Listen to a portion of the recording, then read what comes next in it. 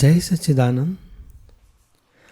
આપ સૌની અંદર બિરાજેલા પરમાત્માને અત્યંત ભક્તિપૂર્વક અભેદ ભાવે નમસ્કાર નમસ્કાર નમસ્કાર. જય સચ્ચિદાનંદ. 113મી જન્મ જયંતિ.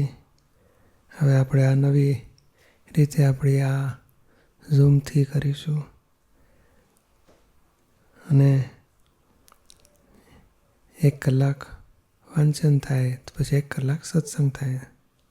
પ્રશ્નોત્તરી મહાત્માઓના તો અત્યારે પ્રશ્નોત્તરી લઈએ છીએ આપણે. છગનભાઈ વડોદરિયા, અમરેલી. ચેતનાબેન બ્રહ્મક્ષત્રિય, અડાલજ. હા, જય સચ્ચિદાનંદ. બોલો. હા, બોલો બોલો. આપણો પ્રશ્ન છે ફેઝિસ એટલે શું? ફેઝિસ એટલે શું કહે છે કે જેમ સૂર્ય, ચંદ્ર, પૃથ્વી આમ બધા રિવોલ્વ થતા હોય તો ચંદ્રમાની એકમ થાય, 20 થાય, 30 થાય, 14 થાય ને બધી એ અવસ્થાઓ ચંદ્રની કોણે કરી? ચંદ્રમાને કંઈ ફરક પડતો નથી, તો આખા જ છે પૂરેપૂરા. આ પૃથ્વી ઉપરથી જોનારાને લાગે આજે 30 થઈ, આજે 14 થઈ, આજે 5મ થઈ. એ અવસ્થા સામસામે ભેગા થવાથી અવસ્થા ઉત્પન્ન થાય છે અને અવસ્થા બધી વિનાશી છે અને તત્વ વિનાશી છે. અને જોનારાને ભ્રાંતિ ઊભી થઈ ગઈ. એવી આ મનુષ્ય છે, જાનવર છે, ઝાડપાન છે, દેવગતિ, નરગતિ, બધી અવસ્થાઓ કહેવાય આત્માની. એ અવસ્થાઓ બધી આમ સામસામે બધા 6 તત્વ ભેગા થઈને રિવોલ્વ થાય છે, તે અવસ્થા ઉત્પન્ન થાય છે.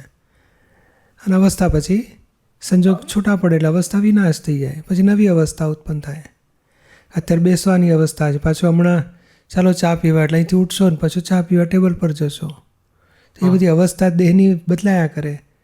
એ રીતે આત્મા એને જોવા જાણવાની અવસ્થા બદલાયા કરે અને પોતે માને છે કે હું છગનભાઈ છું ને હું કરું છું, એના ભૂલથી બંધાયો છે. બાકી અવસ્થાઓ તો સંજોગથી ઊભી થયા કરે. સંજોગ, કાળ, ક્ષેત્ર ભેગું થાય એટલે અવસ્થા ઉત્પન્ન થાય. એટલે સમજાયું ને? હા, બરોબર છે. બધાને સચ્ચિદાનંદ. હા, ચાલો. હે? હા, મંદિરના બધા સેવાર્થીઓ બધા. જય સચ્ચિદાનંદ. ચેતનાબેન બ્રહ્મક્ષત્રિય. બોલો.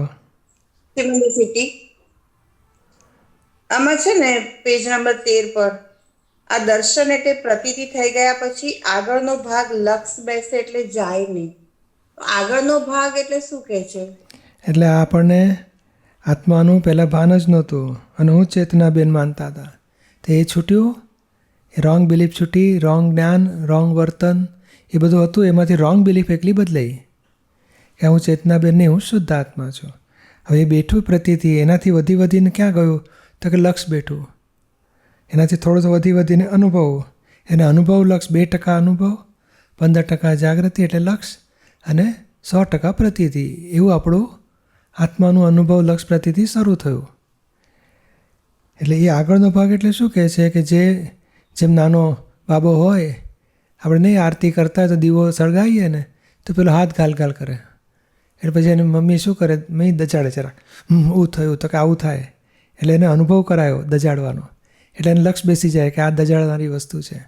એટલે હવે એને પેલું શબ્દ જ્ઞાન કહેતા હતા, બેટા દાજી જાય, એવું થાય, ફોલ્લો પડે, આ ગરમ કહેવાય, તું સાંભળતો નથી, અડવાય નહીં. એ શબ્દ જ્ઞાન અડતું જ નહોતું. એને અનુભવ થઈ ગયો. એ અનુભવ લક્ષને પ્રતીતિ 100% પ્રતીતિ બેસી ગઈ. હવે દીવો 4 દાડા પછી દીવો મૂકો તો 4 દાડા સુધી રમ્યા કરે. કેમ એ ભૂલી ગયો છે? તો કે આ કશું એને વાંધો નહીં. એમાં પાછું 4થે દાડે પેલો દીવો દેખ્યો એટલે આમ ભાગે દૂર. તો કેમ? તો કે એને પેલું લક્ષ હાજર થયું કે આ દજાડનારી વસ્તુ છે. એવું આપણને આત્માનું લક્ષ બેસી ગયું છે. હવે એને છૂટશે જ નહીં, ભૂલા મરતા નહીં, ઠેઠ મોક્ષે જતા સુધી જવા નથી. આ દેહ છૂટશે તોય રહેશે, આવતે ભવે રહેશે અને મોક્ષે જતા સુધી. એના રક્ષણ માટે 5 આજ્ઞા છે. 5 આજ્ઞા ભલે ઓછી વધારે પડાય, પાળ્યા કરશો એ લક્ષ એટલે કે જાગૃતિ વધતી વધતી વધતી વધતી જશે. પછી એ શ્રદ્ધા તૂટે નહીં એટલે પ્રતીતિ બેસી ગઈ, લક્ષ બેઠું. હવે કહે છે ને આગળ જેમ જેમ અનુભવ થતો જાય તેમ તેમ પછી અમુક નોર્મલ અનુભવથી ઉપર જાય ત્યારે એને પોતાને પોતાનું સ્વરૂપ કેવું છે તે દેખાય. એટલે અનુભવના અંશ વધતા વધતા વધતા વધતા જશે પછી આત્માનું મૂળ સ્વરૂપ કેવું છે એ દેખાશે. એટલે કે કેવળ જ્ઞાન સ્વરૂપ શુદ્ધાત્મા એ અંતરાત્મા દશા છે અને કેવળ જ્ઞાન સ્વરૂપ એ પૂર્ણ દશા છે. તો એ કેવળ જ્ઞાન સ્વરૂપનું હજુ આપણે પ્રતિથી બેઠી જેમ મહેસાણાથી નીકળે આમ દાદા ભગવાનનું ત્રિમંદિર તો કે આ રસ્તે છે, દેખાતું કશું નથી. એને ખાતરી થઈ કે આ લોકો કહે છે આ લોકો અનુભવી છે આ જ રસ્તે હોવું જોઈએ. તો મહેસાણાથી આવતા આવતા આવતા અડધે આવો ને તોય ના દેખાય, મંદિરની ધજાય ના દેખાય ને. ઠેઠ પછી 1-1.5 કિલોમીટર દૂર આવે તો આ દેખાયું, ધજા દેખાઈ મંદિરની કહેશે. તે દેખાયું ને એવું પોતાનું સ્વરૂપ દેખાય ત્યાંથી. પણ એ આવતો તો એને પ્રતીતિ હતી, થોડી જાગૃતિ સાચે રસ્તે છું અને અનુભવ થાય કે આ ગયું, આ ગામ ગયું, આ ગામ ગયું, આ ગામ ગયું, ચાલો આપણે સાચે રસ્તે છીએ. પણ જ્યારે ખરેખર દેખાય ને એ અમુક 1.5-2-3 કિલોમીટરના એરિયામાં આવે ને ત્યાંથી એને ધજા દેખાવાની શરૂ થાય. તો એ જો મંદિરના ભગવાન તો જડ્યા જ નથી એને. પછી નજીક આવતો જાય ને તેમ આખું મંદિર દેખાય. પછી જેમ દાદરા ચડતો જાય ગભારામાં પછી ભગવાન દેખાય. એ પૂર્ણાહુતિ. એટલે આવું આ આપણું સ્વરૂપ દેખાયું એ જેમ નજીક આવે તેમ અનુભવના અંશ વધતા જાય પછી અમુક નોર્મલ અનુભવથી ઉપર જાય.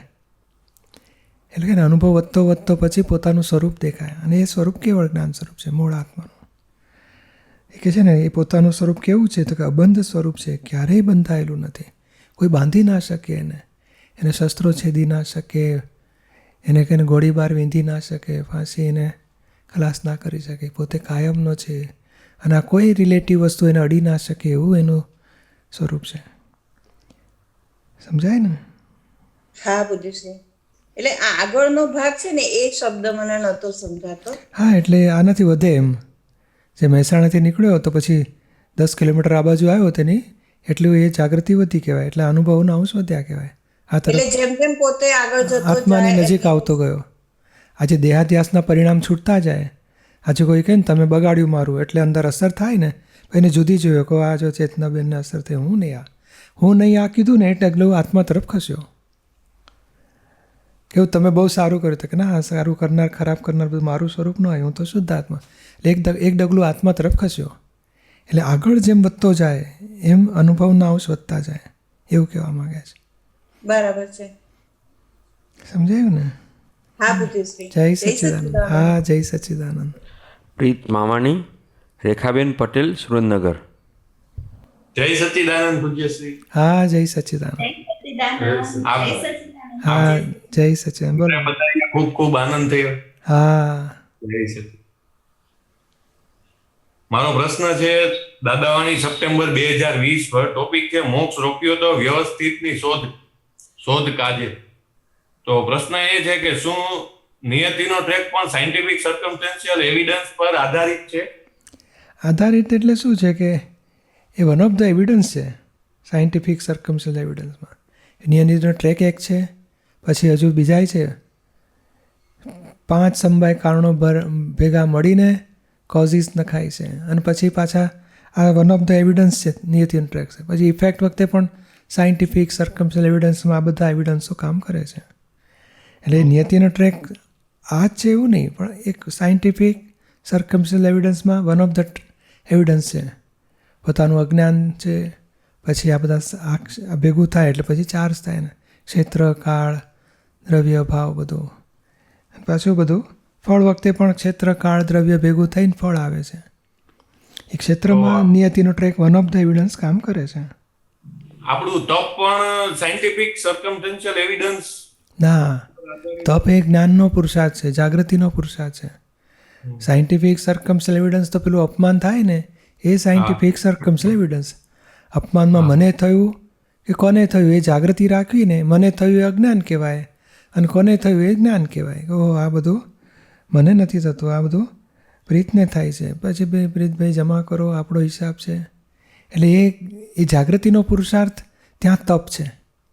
એ તપ એટલે જ્ઞાનથી થાય. આ ચાર્જમાં આવે ને તપ એ ચાર્જ. તપ એ ચાર્જ કહેવાય ને, ડિસ્ચાર્જમાં નહીં આવે. એ ખરેખર કે ને કે એ ડિસ્ચાર્જ પરિણામમાં જે તન્મય આકારપૂર્વક ચાર્જ કરેલા એ આજે ડિસ્ચાર્જ થાય છે. જેમ કોઝિસ નાખેલા એટલે ઇફેક્ટ આવે છે. ઇફેક્ટ વખતે ક્ષમતા રાખવી, એ ચાર્જ નથી કરતા, ખરેખર ચાર્જ થયેલું છૂટે છે, એટલે ડિસ્ચાર્જ પરિણામ છૂટે છે, નવું ચાર્જ ન થવા દે. એ તપથી નવું ચાર્જ ન થવા દે અને જૂનું છૂટતું જાય અને આત્માના અનુભવના અંશ વધે. એટલે આ ચાર્જમાંથી બહાર નીકળી ગયો. આ તપ કરવાથી ચાર્જ ન થવા દે, અંતર તપ હોવું જોઈએ. જ્ઞાન પછી દર્શન જે પ્રતીતિ બેઠીને એના આધારે આ તપ થઈ શકે અને એ તપથી પછી અનુભવના અંશ વધે. અનુભવના અંશ વધે એટલે ચારિત્ર પ્રગટ થાય. 5 આજ્ઞામાં રહેવાય એવી શક્તિ આપજો. હા, જય સચિદાનંદ. શુદ્ધ બ્રહ્મચર્ય પડાય, નોકરી ધંધા ફાઇલોની સંભાવે નિકાલ કરી શકાય. જગત કલ્યાણમાં આપનો સાથ આપવાની ખૂબ ભાવના છે. પ્રત્યક્ષના અંતરાય જલ્દીથી તૂટે હા અને મમ્મી પપ્પાને જે દુઃખ અપાઈ ગયા છે એની આપની સમક્ષ માફી માંગુ. હવે તો બંધ કરી દીધું ને? હા, થોડુંક થોડુંક બંધ કર્યું. આખું બંધ કરો ને. શું જોઈએ છે આપણને? શેના માટે દુઃખ આપીએ? તપાસ કરી જુઓ, એનાલિસિસ કરી જુઓ, તો એમ થશે કાંઈ ખોટી રીતે આમ તો અહંકાર પોષવા માટે તોફાન કરીએ છીએ. સારું, ચાલો. જય સચ્ચિદાનંદ. હા, બરોબર છે. જય સચ્ચિદાનંદ. જય સચ્ચિદાનંદ. રેખાબેન પટેલ, અનિલભાઈ પટેલ, ભરૂચ. જય સચ્ચિદાનંદ. પૂજ્ય હા, જય સચ્ચિદાનંદ. બોલો. પૂજ્ય શ્રી ઘરે પધાર્યા, ખૂબ ખૂબ આનંદ હા, થયો. જય સચ્ચિદાનંદ. મારો પ્રશ્ન છે દાદાવાણી 2020 સપ્ટેમ્બરમાંથી, આત્મજ્ઞાન સુધી જ્ઞાન પછી આગળ વિજ્ઞાન. એમાં દાદાશ્રી કહે છે વિજ્ઞાન એટલે એબ્સોલ્યુટ જ્ઞાન અને રિયલ જ્ઞાન એ છે તો આત્મજ્ઞાન થતા સુધીનું જ્ઞાન કહેવાય છે. આત્મજ્ઞાન સ્પર્શે ત્યાં સુધીનું જ્ઞાન કહેવાય છે અને તે પછી આગળ એને વિજ્ઞાન કહેવાય છે. વિજ્ઞાન એ એબ્સોલ્યુટ કહેવાય, એટલે જ્ઞાન એ કરવું પડે અને વિજ્ઞાન એની મેળે ક્રિયા થયા કરે. તો એમાં સમજ આપો ને થોડી પૂજ્ય. એટલે આ જ કે આ પોતાની પ્રતીતિ બેઠી, હવે થોડે અંશે એના અનુભવ થયા. એ આત્માનું જે જ્ઞાન મળ્યું ને ત્યારથી જે પેલું રોંગ બિલીફ, જે દેહાધ્યાસનું અજ્ઞાન છૂટ્યું અને આત્માનું જ્ઞાન થયું. હજુ મૂળ આત્માનું જ્ઞાન બાકી રહ્યું છે. પણ આ આત્મજ્ઞાન સ્પર્શે ત્યાં સુધી જ્ઞાન કહેવાય. એટલે પેલા પ્રતીતિ બેસે, પછી જાગૃતિ વધે, પછી અનુભવ થાય. એ અનુભવને જ્ઞાન કહેવાય. એ જ્ઞાન વધતા વધતા વધતા અમુક સુધી પહોંચ્યું ત્યાં સુધી જ્ઞાન, અને પછી આગળ વિજ્ઞાન. એટલે 345થી ઉપર પછી વિજ્ઞાન શરૂ થાય. એનું એબ્સોલ્યુટ જ્ઞાન કહેવાય, સ્પષ્ટ વેદન કહેવાય.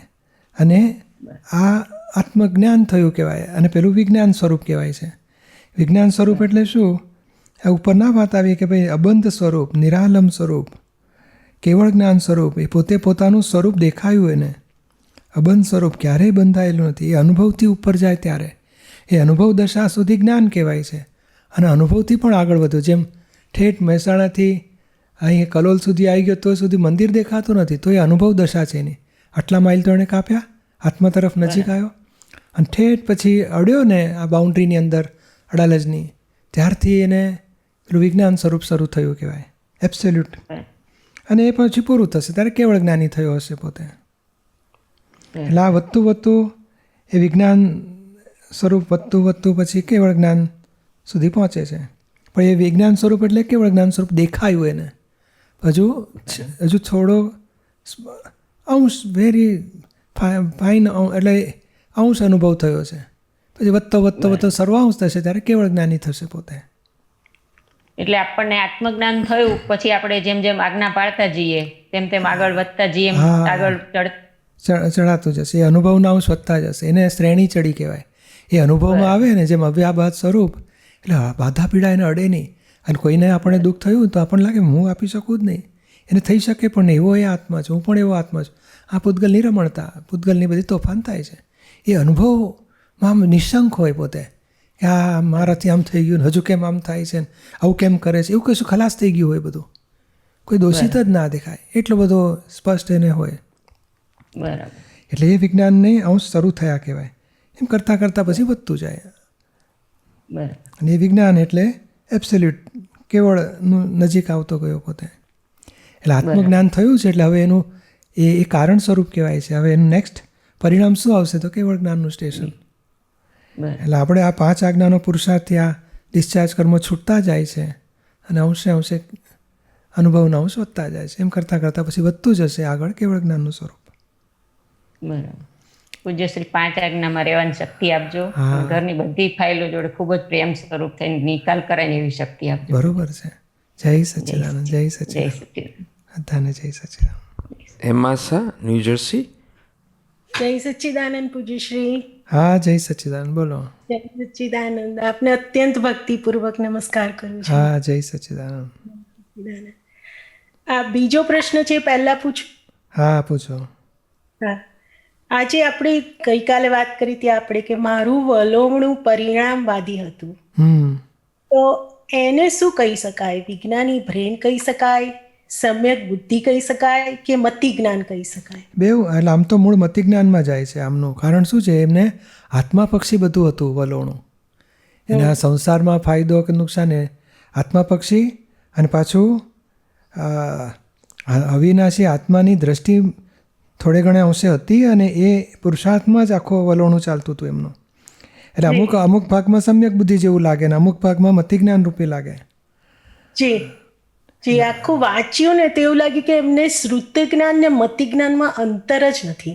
હા, એટલે બંનેનું એ વિચિત્રતા નથી, ક્ષયક્ષમની વિચિત્રતા નથી, કારણ કે બહુ લેવલ બહુ ઊંચું લાગે છે એમનું, કે જે આપણને સમજવામાં થોડીક વાર પછી સમજાય કે કયા લેવલ પર છે. એટલે આ વ્યવહાર બિઝનેસ ને બધું હતું તે સમ્યક બુદ્ધિ જેવો હતો કે મને કોઈ નુકસાન ના થાય, કોઈ દુઃખ ના થાય, સાચવીને વ્યવહાર ઉકેલ લાવ્યા.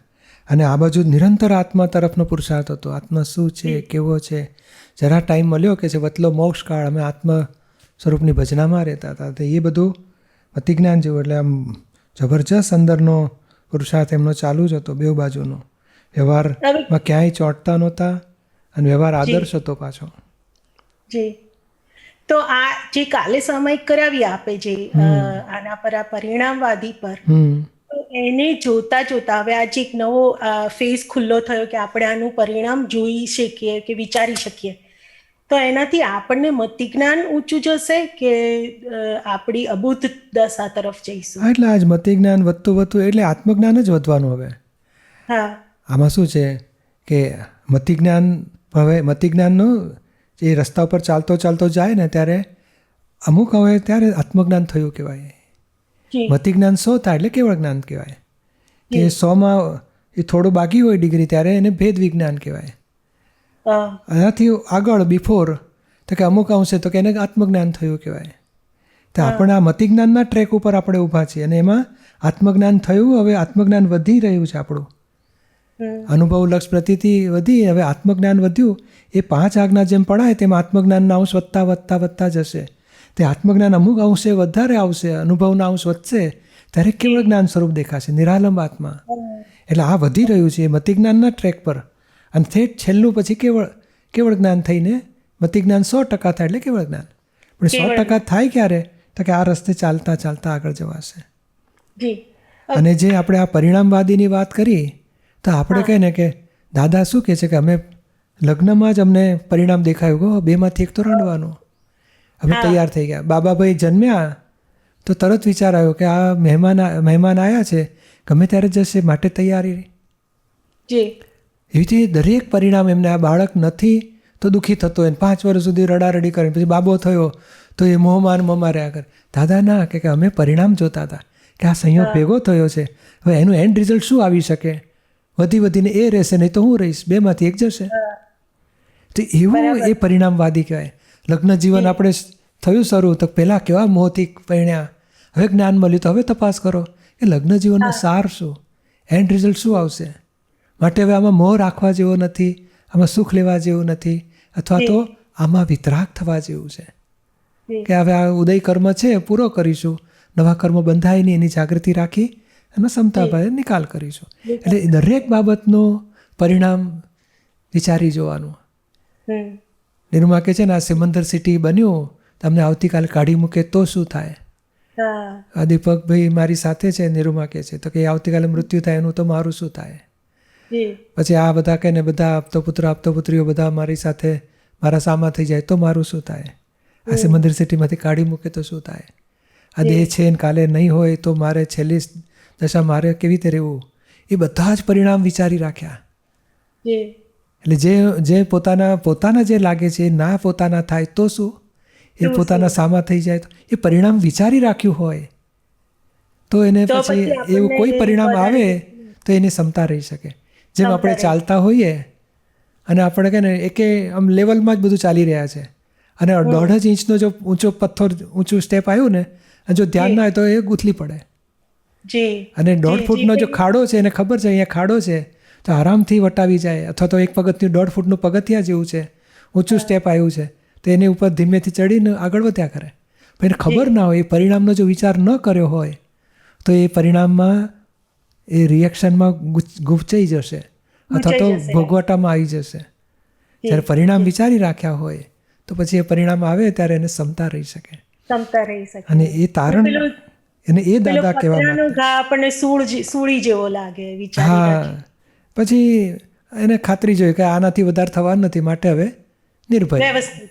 નિર્ભય રહી શકે, સ્થિર રહી શકે, એ સ્વરૂપમાં સ્થિર રહી શકે. આ બીજો ક્વેશ્ચન છે જે પેજ નંબર 11 પરથી છે પૂજ્યશ્રી. આ જ્ઞાન ભેદ વિજ્ઞાન છે, એ તો મતિ જ્ઞાનની ઉપરનું જ્ઞાન છે અને 100% મતિ જ્ઞાન એ કેવળ જ્ઞાન કહેવાય. એટલે આ લગભગ 96 ઉપર 97% હોય છે એટલે એ ભેદ વિજ્ઞાન કહેવાય અને 100% એ કેવળ જ્ઞાન કહેવાય. તો આ 96 ઉપર 97% એટલે 96-97 એમ લગભગ એટલું એમ હા એવું એ ભેદ વિજ્ઞાન કહેવાય. એનાથી આત્મજ્ઞાન કહેવાય, પછી આગળ વધીને ભેદ વિજ્ઞાન, એનાથી આગળ પછી કેવળ જ્ઞાન. એટલે મતિ જ્ઞાનનો ટ્રેક વધતો વધતો બધો સ્ટેશનો આવશે. અમે આગળ આટલા વધ્યા છીએ 356 ડિગ્રીએ, અમે ભેદ વિજ્ઞાની કહેવાય અને અમે આપીએ છીએ ભેદ વિજ્ઞાન. આજે જ્ઞાન વિધિમાં આખું કેવળ જ્ઞાન જ આપે છે.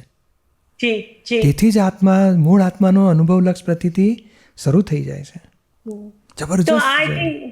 આ જે ભેદ વિજ્ઞાન છે એમના પોતાના આત્માનું ઐશ્વર્ય છે. ઐશ્વર્ય જ કહેવાય ને વળી. ઐશ્વર્ય કહી શકાય ને. ચોક્કસ એ કે છે મારું મોટું ઐશ્વર્ય કહેવાય. જબરજસ્ત ઐશ્વર્ય પ્રગટ થયું છે કે છે. જે માગવો મળે અહીં, અરે આમ ટપલી પડે ને ફેરફાર થઈ જાય, એટલું બધું ઐશ્વર્ય પ્રગટ થયું છે. 2 જ કલાકમાં આત્માની આખી દ્રષ્ટિ ફરી ગઈ. એ કેટલું મોટું ઐશ્વર્ય જ કહેવાય. નહીં તો આપણે શું કશું સંસારમાં જ મોહમાં ફૂલ રુચિ હતી અને 1 જ કલાક જ્ઞાનવિધિ, 5 આજ્ઞા બીજા કલાકમાં, 2 કલાકમાં તો સંસારની રુચિ ખલાસ થઈ, આત્માની અનુભવલક્ષ પ્રતીતિ બેસી ગયા. જબરજસ્ત ઐશ્વર્ય કહેવાય એમનું. તો આજે આપના પાસથી અમને જે મળે છે એ શુદ્ધ જ્ઞાન કહેવાય ને અમારે જ્યારે પરિણામવાદી થશે તો એ મતિ જ્ઞાન થશે એવું કહી શકાય. મતિ જ્ઞાનમાં આત્મજ્ઞાનમાં મતિ જ્ઞાનના ઘણા બધા માઇલ છે, એમાં તમે આત્મજ્ઞાનના માઇલ પર આવી ગયા. હા, એ ભાંગામાં આવી ગયા. એ ભાંગામાં આવી ગયા. અને હવે આત્મજ્ઞાનથી કેવળ જ્ઞાનના પુરુષાર્થનો રસ્તો, દાદાની વાણી, 5 આજ્ઞા, આ સત્સંગનો ધ્યેય એ છે કે આત્મજ્ઞાનથી કેવળ જ્ઞાનના અંશો પહોંચે. હવે જી જી જી સ્પષ્ટ વિજ્ઞાન સુધી પહોંચે. આશીર્વાદ આપો પૂજ્યશ્રી આ જગત કલ્યાણ. જય સચ્ચિદાનંદ.